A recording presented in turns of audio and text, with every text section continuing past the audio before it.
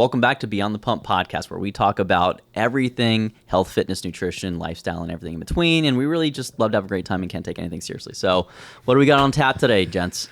Well, we had a fun day of actually coaching an entrepreneur, running a coaching business and helping people solve their, call it, health problems, just to keep it vague.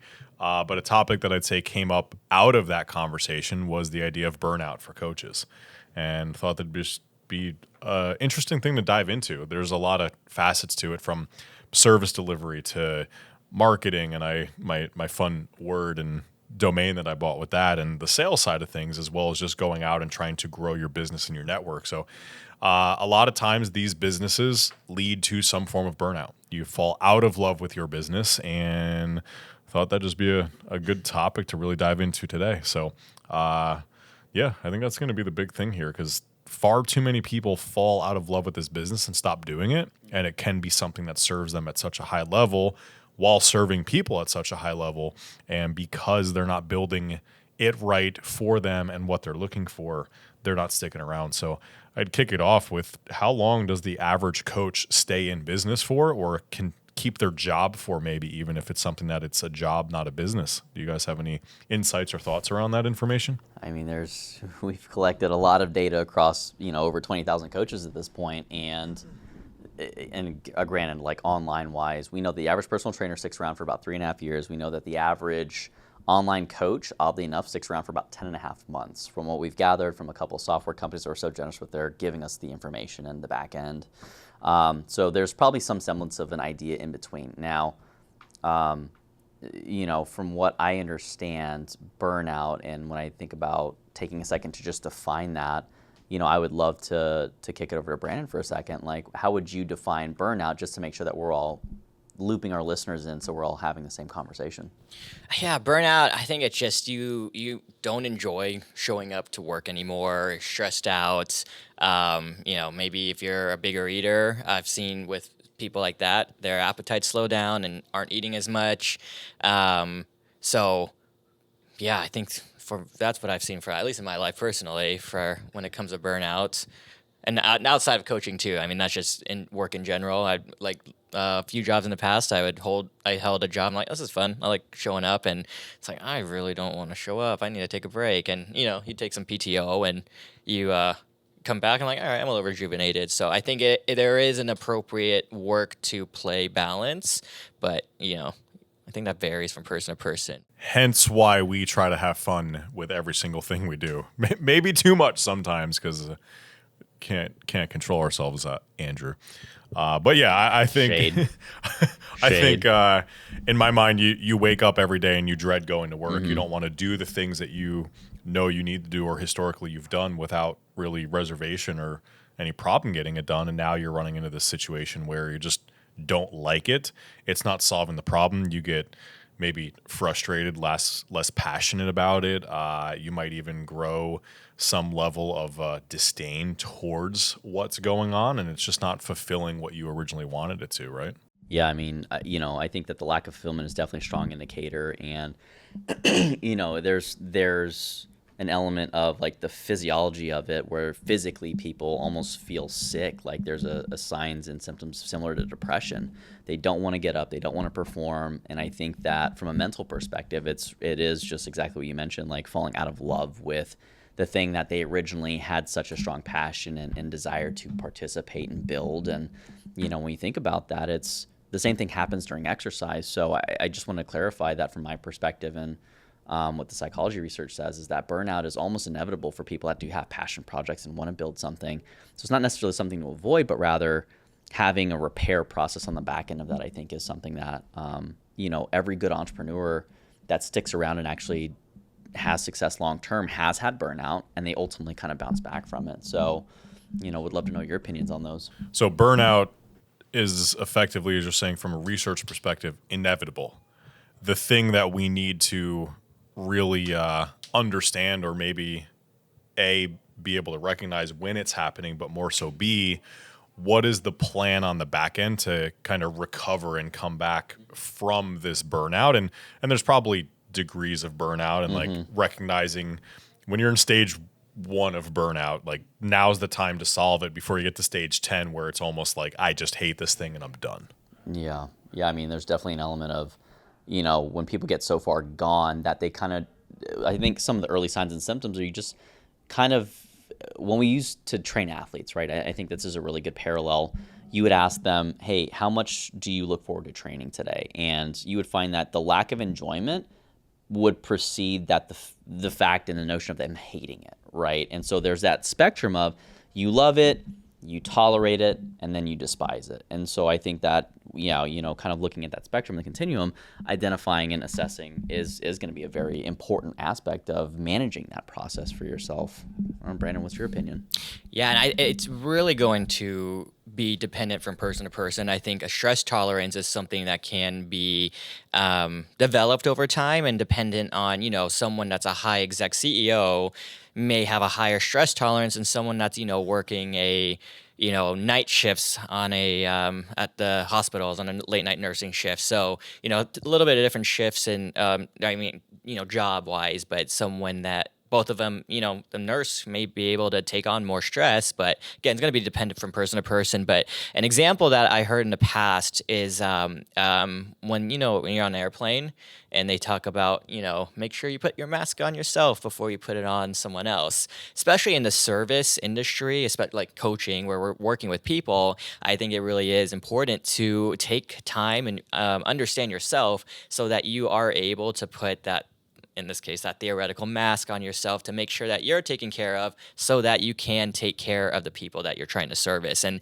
I really don't know if there is a simple, if you're stressed out, take a break. Because someone may be more stressed out than someone else by doing simpler tasks. But I think that's the beauty of learning about yourself, and that's part of the journey, and learning what your tolerance levels are for burnout. Because again, that's going to look very different from person to person, industry to industry. But really, the big takeaway there is make sure you're taking care of yourself so you can either prevent burnout from occurring or at least minimize the damage that it will do to you and your passion for what you're doing. Well, I was going to say, these are very conceptual examples that we've kind of shared so far. I mean, I think that it might be helpful for our audience if we maybe depict a time in our lives where we first were exposed to that burnout. And so, Steve, is there something that? Well, it's funny, and we're on the same page, which is odd. Like, we spend some time together, and we're kind of on the same page. We've met before, right? We've met. Have we met? We've met. Hey, I'm Hi. Steve. How are you? Nice Hello. nice to meet you. I'm Steve. Nice to meet you. This is our first time all hanging out together, though. Kinda. We've been together in person before with Company A. But Andrew, kind of flipping that on you, like a more, call it tangible example. Do you think being an employee and experiencing burnout versus being the employer and business owner and experiencing burnout is possible in both scenarios and different? And, have you had any experiences maybe where that's happened to you? He's baiting me, for those of you that don't know, fourth wall break. I mean, I think that at the core of what keeps people moving beyond a certain threshold and potentially ignoring some of the early signs and symptoms is going to differ if it's your thing or someone else's thing. And when I say that, and I'll use one of the early examples of being at a larger fitness organization. I'm not going to go the direction that you're baiting me. But I worked at a company called Lifetime, and it was a wonderful brand, and I really did learn a lot as a early coaching professional / moderately established professional. And there's an entrepreneurial spirit where you go in, you build your book of business, and you really you eat what you kill, metaphorically speaking. It's a commission-heavy environment. You've given as much noose as you need to, or as much rope to hang yourself, as well as freedom. And so for me, I went into this thing, and in my first 2 weeks of being at this beautiful $50-some million club, I clocked 152 working hours across those 2 weeks. And they're like, hey, buddy, you can't clock those hours like that. I'm like, what are you talking about? Like, I'm here. I literally would wake up. I would show up before the sun would come up at 4:30 in the morning. I would clock in probably about 4:45, run all the way through basically until about 6, 7, 8 p.m. I would then go and turn around, and I would go to a bartending job from whenever 15 minutes drive over to this place called the Blue Martini in Desert Ridge. So if you guys are listening, we'll take a small cut of that business that we're sending you. And then, you know, in the car I would change, I'd walk in, I would go bartend. And as an employee, it took me about 2 months before I was literally like, I remember I found myself sleeping. Like I fell asleep after getting out of work at 4 a.m. one day. I had a burrito in my mouth, and I had a roommate that had 2 cats, and the cat was eating like the burrito out of my mouth, that I was like, you know, just falling asleep. And so when I say burnout, like I clearly blew past a lot of those signs and symptoms because I was so focused on building my own business as an entrepreneur inside of a large organization. But it was so bad for the quality of my relationships and the other things outside of my professional life that, looking back on it, I wish I had spent more time paying attention to myself and the signs and symptoms. And I wish I had known what to do about those things, such as like, hey, maybe take your vacation. Maybe don't stay until 8 p.m. on a Sunday when you've worked a full 6 days already and the 7th day. And like, you know, a lot of it was just being in the room and almost being so scared of what that means not to have that happen. And that's what drove me to that point of burnout. And it was like I was just so scared of not being successful that I made myself sick. I failed relationships. I almost got kicked out of my PhD program twice. And, you know, it was just a whole different experience for an employee perspective. But, you know, from an employer perspective, I'm going to kick it back over to you because obviously, you know, you've had a large amount of professional success related to the gyms that you've owned and purchased and transitioned, and obviously all the other entrepreneurial stuff that you've had as well. So what about you? I mean, is there anything that you would determine? Just a quick question, follow up on your piece. The cat yes or no is the answer, though. Do you think a business owner contributes to their employees' burnout? Absolutely. Yeah, because I think that there's a sense of value. Just a quick yes or no. Sense of value. Just a yes or no. If you don't feel valued, burn out quick. 100%. What are some ways that business owners show up and don't show that they value their employees? Well, I don't think I ever had a meeting ever with You've never had a what? a meeting with my last employer boss. I think I thought you were my boss for a while, but I was like, I don't know. Completely different departments. Shit. He was in marketing. Shit. I was in products and Andrew just fulfillment got and thrown. coaching. Well, no, we had meetings. No. We started off with I fired you. Now we've disproved that I fired you. And now Andrew's the target that No. I had meetings with. with Andrew. I see. Not over. We had unofficial phone calls where I gave maybe some light direction. That's, Got it. That's There you probably go. about it. We had meetings. Wait. So from a business owner, I wasn't stressed out. That wasn't what I was getting at. We did transition over. But, Yeah. You know, I mean, like, to answer your question from my perspective, Steve, yes, I think that, and to recap on your question, just to make sure I'm answering the right thing, is that you said, do you think that it's possible for business owners to contribute to burnout? of their employees, yes. Yeah, absolutely. Because I think that, you know, there's several main levers that people will work for an organization. And autonomy, acknowledgement, like those are things that a lot of people inherently value. And to give a great example, early on when CrossFit was growing, a lot of people would go to a gym, fall in love with the community, fall in love with the idea, but then start nitpicking at one or two things that kind of became an obsession for them. So then they would pick up and they would go open a box or a CrossFit gym not even half a mile away. And then this became a very divisive thing. And it wasn't that they were really well equipped. They didn't know how to do business. They didn't know how to coach. And it really contributed because of that owner having that particular experience with this one coach, this weird divisive culture that really pulled people in a lot of different directions rather than having a clear conversation and giving people the ability to grow inside of that company or to even give them a head nod, because there is, I think, a very much in the work, hustle, grind, entrepreneurial sport. Because, I mean, it almost is like it's a win or lose thing. That's not a collaborative, like, hey, how do we win together? It's you're my employee, you produce for me, and when you stop producing, you're no longer valuable. And that was my experience in different companies that, you know, were very much you're a cog in the wheel. We don't care about turnover. We don't care about culture. Do your job. And then if you're not going to do your job, we're going to basically, more or less force you out from a cultural perspective. So yeah, absolutely. I mean, I think that culture comes from the top, and culture is probably one of the bigger predictors of being predisposed to burnout. There are people that will grind their way through that, but I think that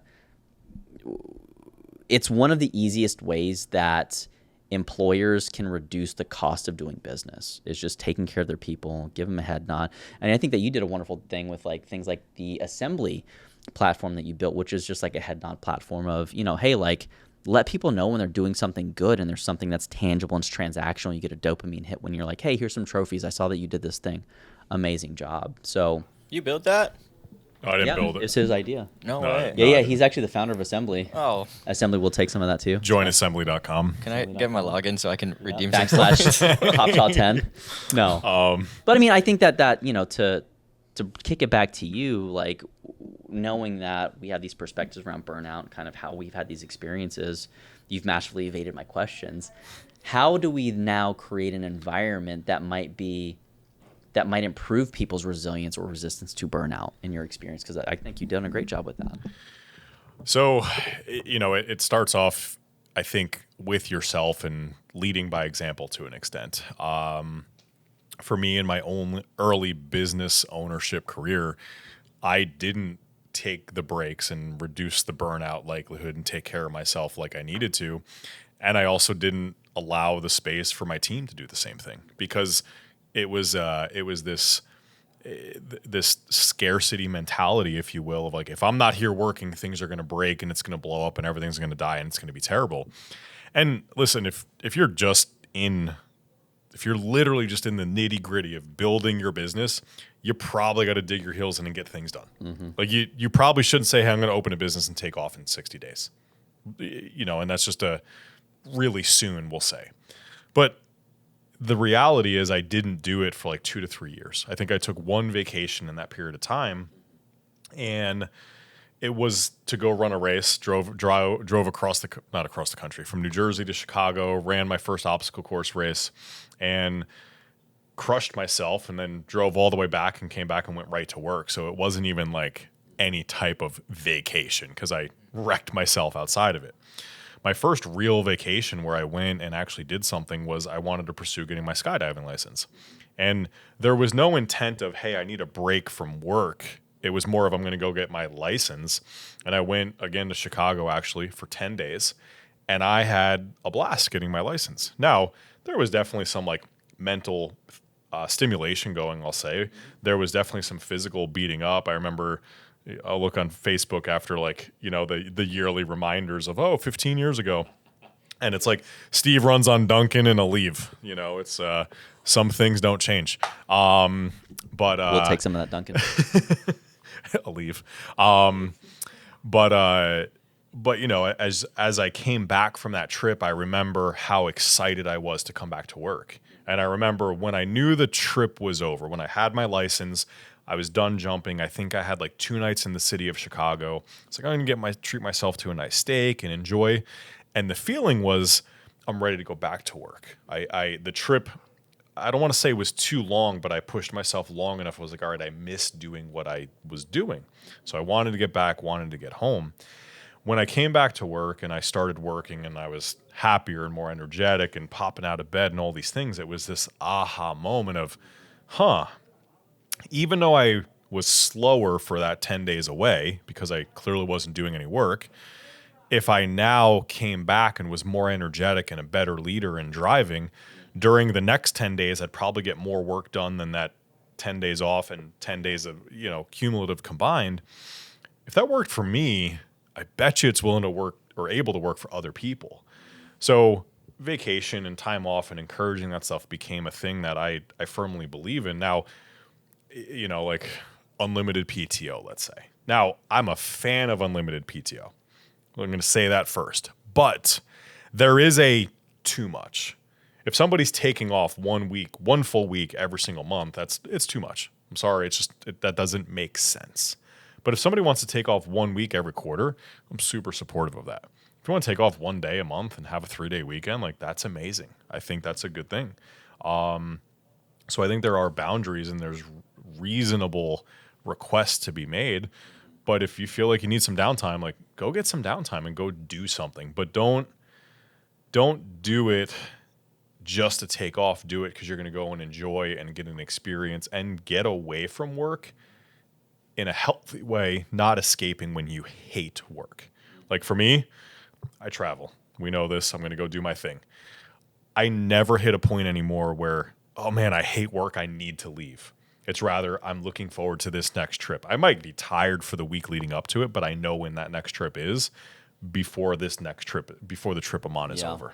Yeah. Well, I think you bring up a great strategy in that there has to be a light at the end of the tunnel. And when people are just head down grind, there is no light, there is no tunnel. It's just the next step and the next step. And it feels like this never ending grind that people will never escape. And I think that really creates a sense of hopelessness that now people just feel this impending sense of dread, and it's a game that they can't win. And so giving yourself things to look forward to, whether it's some kind of milestone to celebrate and what that reward looks like. And I love that you said that you went skydiving, and, you know, with our last several years of experience together, you definitely have a penchant for some thrill-based activities that other people would probably find very stressful. And I think that some people even need a vacation from their vacation, but I think that finding a creative outlet to stimulate you and get you exposed to different experiences is going to be a great way to make sure that you come back extra creative and rejuvenated. I kind of bouncing off of that and like leaning into the idea of a hobby almost. Yeah, where I don't 100%. think you have to have a vacation to get time off, but I think there's things you need to do. So, you know, Brandon, like one of the things that you do on the side, which I actually think is like, it's really cool for me. And I'm like, how do we get these things made? Because like we all know I appreciate my music. We'll let you dive in, but I'm like, how do we get to build our own things and like do this stuff? Because I think that's cool. So like, talk about what you do on the side just to have some fun and also escape the normal mundane day to day. Yeah. And so I DJ. Things. Many hobbies, this one. Yeah, whatever. Like I DJ. You know, this up and coming artist. Do you lift weights at all? I dabble. You dabble. I dabble. Okay. Like I'm almost at 600 pounds on my deadlift, but almost. Only 600, bro. Almost, yeah. He's a crosser these days, folks. You'll never hit it. But yeah, no, and so yeah, DJing though, it was something I just started in 5th grade. Never really thought it would go anywhere. And yeah, it was a hobby of mine. I'd practice, and you know, someone would ask me to do a wedding here and there, and it was always something I never prioritized because it was like, okay, this is something I can do on the side, and while I'm working full time. Thankfully, people aren't typically getting married on a Friday or no, they are on a Thursday morning type of thing. So Tuesday, go with Tuesday. Tuesday, yeah. I think people get married Tuesday. on Thursdays too. Oh, really? Yeah. Oh, all right. Tuesday at noon. Tuesday at noon. Good Rare rates. time to Probably get good married, I rates. think. Yeah. Great deals, though. Really good. Yeah. But yeah, and so Every wedding venue in the U.S. yeah. We'll take some. We'll take some of that. But yeah, and so it turned into I never stressed. And even when I got asked to do gigs, I was like, this is great. When can I get done with my work week now? Because this is something that's fun and I'm getting paid to do it. There was a weird period though where I stepped away from working full time and ended up working part time. One was at a gym and one was at a donut shop, and so yeah. Yeah, they're great. They're good. They're good The jobs. autobiography on this guy is going to be amazing. It was very circular in Yeah. the sense of, you know, the donut is a One circle, fed the but other. also yeah, One yeah, fed the other. yeah. And so Pun intended. and I was relying a little bit more on DJing, and that's when I started losing the joy in it, and I really started looking at it as like a job, and it was like, oh, I want to sell my equipment. Like I don't really want to do this anymore. So just the fact that it was, I don't know, chasing the dollar signs at that point, I guess in a sense creating burnout for me, where it's like I may just quit because I'm like I don't like this feeling anymore. Where I feel like if I don't do this, then I'm gonna have to figure out another way to pay the bills. But long story short, yeah, it turned into I'm still able to have a pretty healthy schedule with DJing.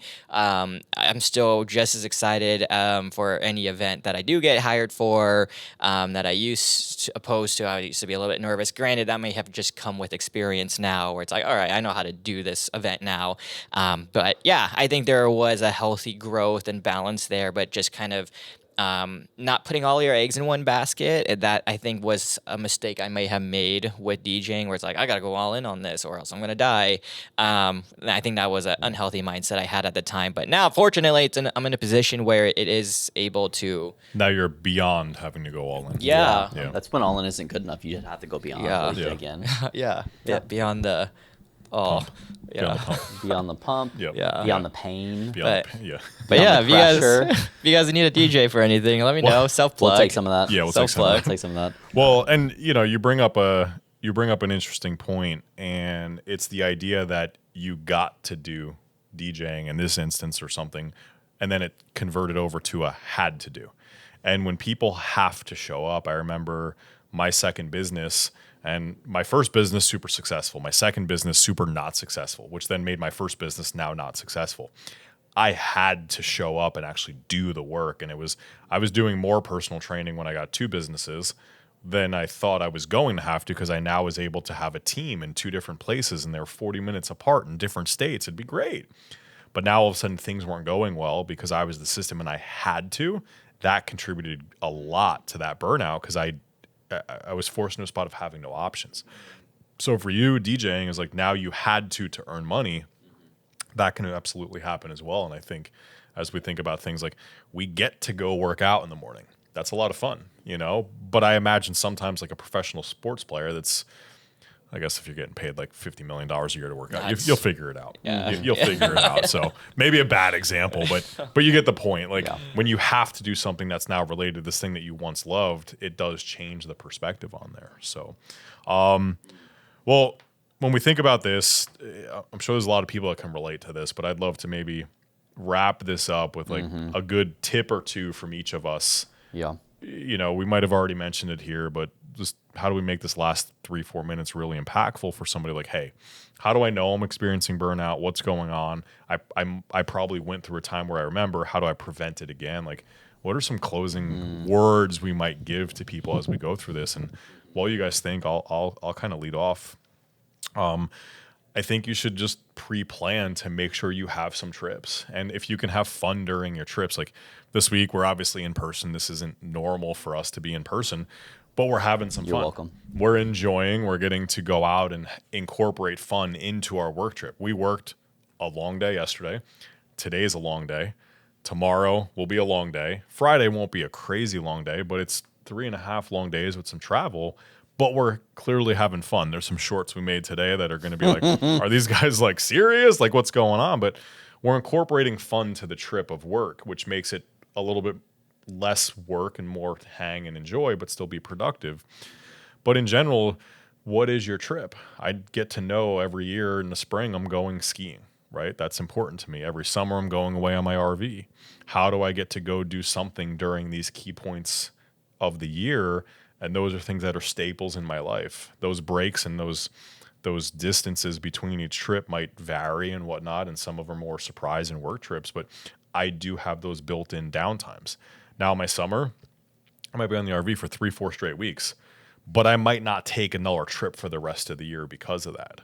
So what does that look like? For me, it's just guaranteeing I have a trip at some point in time and trying to incorporate some fun on all of my trips if possible. Sometimes you can't, and I'm not going out partying till 2 a.m. because that's got its whole other set of issues of being tired and burnt out. But I want to enjoy and laugh and just cry a little bit from laughter as we're going around. So those would be the things that I would leave somebody something with. Yeah, and I actually kind of on a similar note, just I guess if you on a more micro scale, more like a weekly thing for myself, there's been periods where I am just entrenched in work, and I just want to stay home and rest. And for me, I found I need to be very intentional about scheduling times to hang out with friends so that I'm able to decompress. And naturally, I guess I'll even just talk about like, oh, this happened at work. And even that I feel like has been very healthy for my well-being. And so again, what do you have to complain about work lately? In pest jobs. Oh, all right. Pest jobs. Got it. Yeah, wait a minute. Wait a minute. Just making sure. Steve, that's a great question. Your old boss, Andrew. Not direct line. But yeah, and so There was no valid org chart. So But Yeah, my boss, she did quit, but whole story, she got burnt out. We probably She did. could have hung out with her. Maybe she, I don't know. Well, But yeah, and burnout so changes people. yeah. So intentionally spending time with friends. Yeah, and I think that really helps mitigate the symptoms. Again, you can talk, and even if they're good friends, they'll hopefully want to listen to you and be able to just be a listening ear, because sometimes that's all you really need is just to have someone to vent to. Because if you bottle it all up, and then you start getting into your thoughts, and it's just this whole spiraling effect. And so I think what I learned, a therapist had taught me was grounding, and so being able to ground yourself. And I may different techniques for different people, but for me it's really being able to just verbalize it, like, oh, actually that's really not as bad as I internalized it to be. But and I take at least one day on the weekend to sleep about 8 to 10 hours. Just really helps me recover. For grounding, I like the grounding blankets where you plug them into the grounding socket of the wall. Those work wonders. Is that a real thing? Yeah. Oh, We have Well, one you at home. It's gotta good. navigate the plug around the fork though. Can't do both at the same time, unfortunately, because you take a really good recovery period if you stick that fork in that socket. Trust me, that's a dirt nap. Light at the end of the tunnel, give yourself something to look forward to, socializing, verbalizing. I think that those are really great strategies. And so, like, just to kind of contribute something a little bit different in that sometimes you don't have the opportunity to get out of it. You're just in it. And, someone that's chronically overworked, from the perspective of I really lean into it, and I derive a lot of my identity and value from how useful I feel. I think that I had a guy that I worked for at a previous company. It's not the most recent one, so everyone's calm down. Right. Where's Get this triggered. going? And I'm that he guy. was before that. But this guy was he was a personal trainer, and then he went into a assistant training manager role, right? And then he was always then he eventually helped open a club. It was a beautiful new shiny location. He was a training manager there, and he was always just chomping at the bit to try to get to the general manager position. That was his end goal. And every day he woke up, and every day he wasn't in that role, he felt a little more resentful. He felt a little more irritated, just angsty. And I remember we were sitting in his office for one of the few one-on-ones we ever had, and he was like, they told me that I should probably just chill and stop trying to rush it. And I think that it's such a great paradigm to offer, in that if you can't change your circumstances, you can change your perspective. The same way that when people on Monday look forward to Friday, it's still a calendar week, but then on Friday people dread Sunday.